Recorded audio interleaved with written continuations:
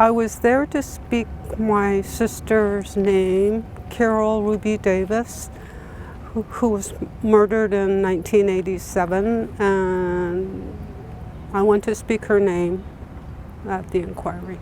She was a citizen of the Haida Nation. She was a mother of two. She had a son, I raised him, and she had a daughter who was raised by the dad. And they found my sister out on the Burnaby, Vancouver border, and then after everything I brought her home and buried her home at Haida Gwaii in our village. The reason why I went to speak my sister's name is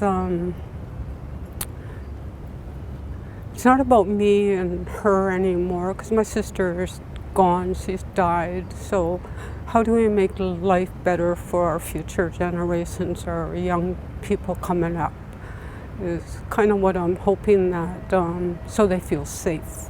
I did send a statement with my aunt to the inquiry. I was really honored that she actually asked me to kind of give my input on what it's like to grow up in East Vancouver as a young Indigenous woman.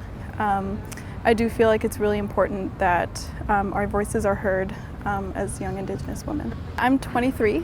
I moved down here probably when I was around 3, so I've been living and growing up in Vancouver for about 20 years.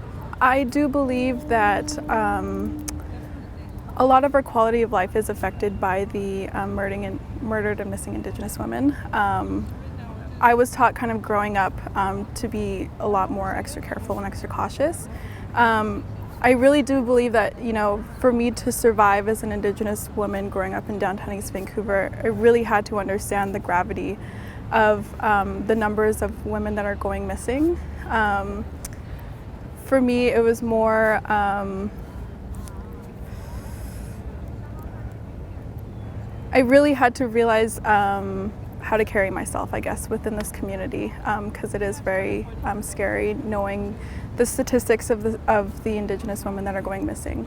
I think raising awareness is such a huge part of moving forward. I know for a lot of my education, I'm going to Langara for Aboriginal Studies.